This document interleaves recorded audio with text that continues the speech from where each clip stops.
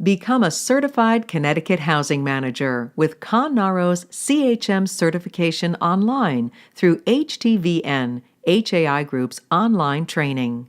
This online certification allows for repeat viewing so you can learn at your own pace and gain the knowledge you need to be successful as a Connecticut Housing Manager. Whether you are new to housing or a seasoned professional, learn the latest Connecticut state laws, regulations, and requirements for eligibility, occupancy, and rent calculation for all 4 housing programs.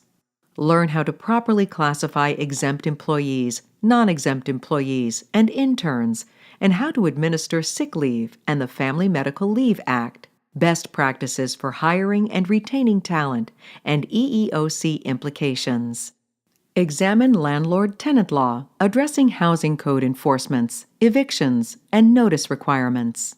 Learn the basics of GAAP accounting using the Accounting Guide for Connecticut state-sponsored housing portfolios.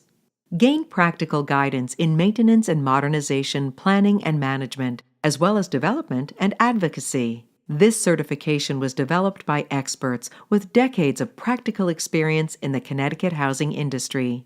Learning activities and case studies provide an opportunity to apply the principles.